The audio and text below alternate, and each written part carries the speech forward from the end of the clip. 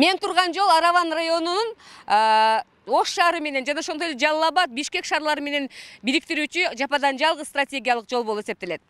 Эгерде ушул жолдон өткөн болсоңуздар, мындан 3-4 ай мурда ушул жерде мындан 2 метр аралыкта тосмолор тосулуп, Өзбекстан өзүнүн чек-арасын аныктап, ошол жерден тосмолор тосулган болчу. Бүгүнкү күндө эки тараптуу, эки өлкөнүн жетекчилери сүйлөшүүнүн негизинде демаркация, делимитация маселелери 99%га бүттү. Анын алкагында 304 гектар жер Кыргызстандын жерине өткөзүлүп берилди. Мына азыр өзүңүздөр көрүп турасыздар, көп болгондой. Бул жердеги тосмолордун баары алынып салынып, азыр ачык бойдон калды. Ош облусуна караштуу Араван районунун Гүлбар айылында Өзбекстан чек арадагы тосмолорду алып, зымдарын жыйнап бүтүштү. Айрым маалыматтар боюнча Кыргызстан Аравандан 304 гектар жерди өзүнө алып жатат. Азырынча тактоо иштери жүрүп жатат. Толук бүткөн соң бул бизге өттү деп айта алабыз. Бирок биздин аймак үчүн мындай өзгөрүү өтө чоң ийгиликтерди, мүмкүнчүлүктөрдү алып келет деп билдирет Араван районунун акими Сейтек Кулубаев. Буйруса, эгерде ошол тосмолор алынып, жылдырылып атат.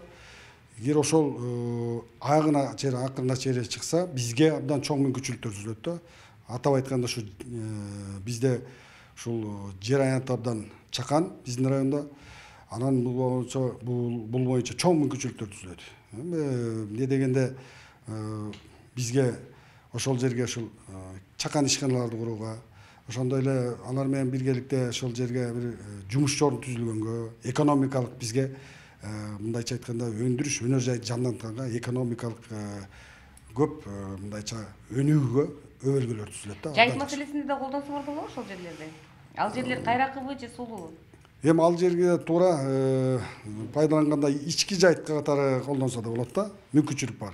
Себеби мындай, коллекторно дренажный сеть ошол жерде тиги бизде Кермет айыл аймагында жайгашкан ушул жер астында суулардын эмеси бар, атайын коллекторно дренажный сеть. Ал жерден фильтрация болуп, ошол жактан эме болуп чыгат да, суу болуп чыгат да.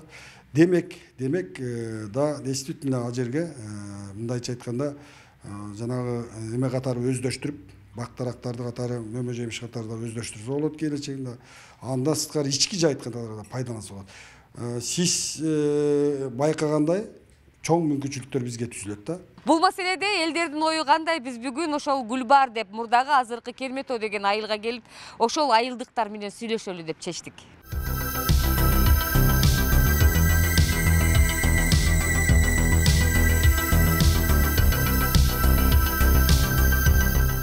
Аравандын тургундары тосмолордун алынып жатканына кубанышууда. Алардын айтымында Өзбекстандын чек ара тосмолору негизги жолго өтө жакын жайгашкандыктан улам өтө чоң көйгөйлөр болуп келген.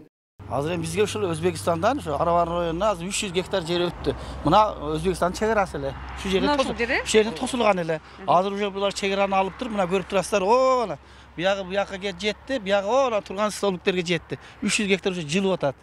Жанагы столбиктер болот. Көрүнүп атат, ошо столбиктер, ошо чек ара ошол жерден болот. Азыр мына жерден эле жолдун боюнда эле азыр жылып ошого өттүштү. Керметөө айыл өкмөтүнүн тургуну катары мына азыр кайсы эле жерге барбагын турак жай маселеси, чек маселеси өтө бул күчтүү суроо жооп болуп келе атат.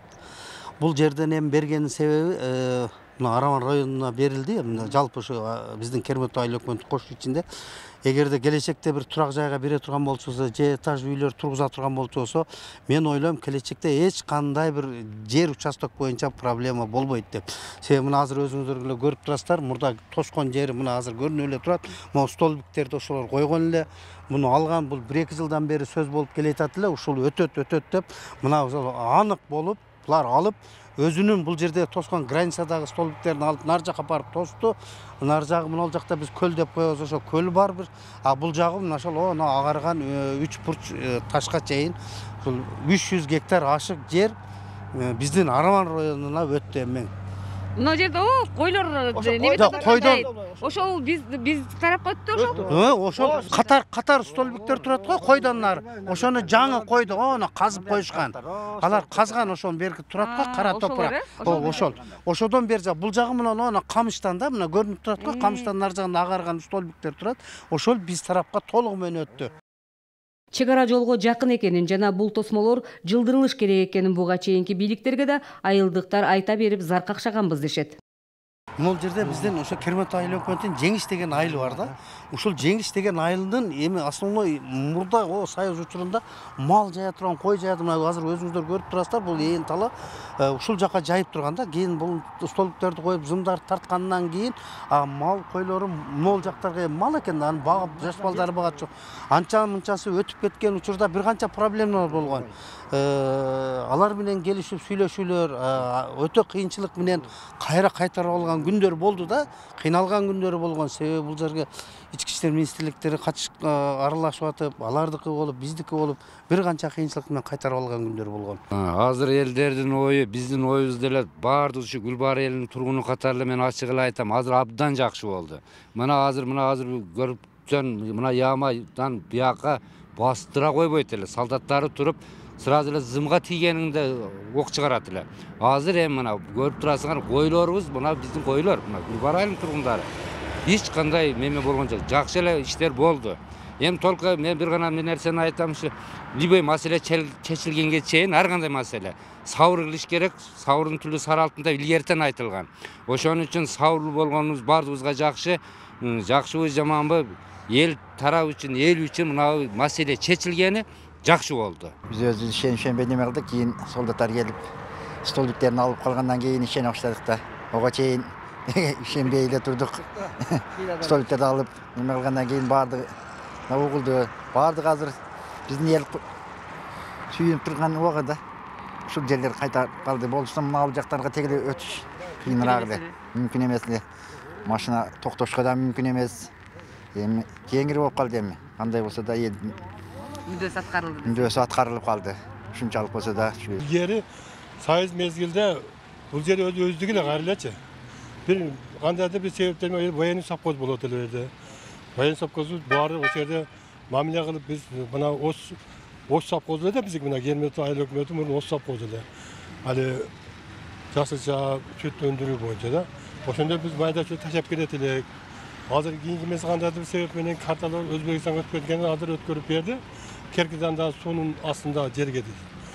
Азыр жакшы эми өтсөм, Кудай кааласа азыркы бийлик juda жакшы иштеп атат, мурундай эффективный себеп тез каралып атат да иштер.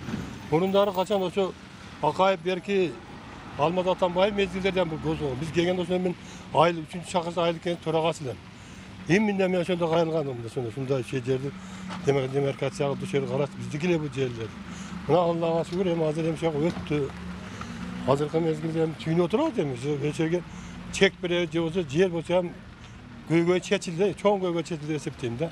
Мүмкүнчүлүктөр кандай болушу мүмкүн эми ошол жерде алгандан кийин? Кандай мүмкүнчүлүктөрдү кылып жатасыздар? Мүмкүнчүлүктөр эми менимче ошол жерге баягыдай дом далайга этаж үйлөр салган жакшы да. Жер экинен болот, эл дагы болобу дейм да. Болсалар баягыдай 4 соттон берсе дагы канча жер ээлеп калат. Ошо этаж салып туруп ошо адамдарга бөлүп берсе, Арван району боюнча кыйла актап калабы дейм да. Чакан адам болбойт, 10 миңден аш адам отуруп ташып калышы мүмкүн да. Мен көз карашым да. Ушунар ичкери жылды да өздөрү жакка өттү. Ооба, жакшы. Сүйүнүп атасыздар. Сүйүнүп атабыз. Президентке рахмат. Илгери биз малда, союз малында, мына эки таштын ортосунда шлагбаум болчу эле Өзбекстандын өзү. Азыр кантип кирип кетти билбейм. Кийин дагы сымдар үзүп деле полный бере турушат, кайта үзүүгө десек, дагы кичине эле жылып коюптур. Толук жылып атыптырбы? Толук жылып, кичине эле жылып коюп болду, кылтып тосуп коюшуптур. Белгилей кетсек, 2021 жылдын 25 мартында Ташкентте Кыргызстан менен Өзбекстан мамлекеттик чек араларды демаркациялоо жана делимитациялоо боюнча өкмөттүн делегациясынын сүйлөшүүлөрү болуп өткөн. Анда Өзбекстан менен Кыргызстан чек ара маселесин 95%га чейин такталганы жөнүндө кабарланган.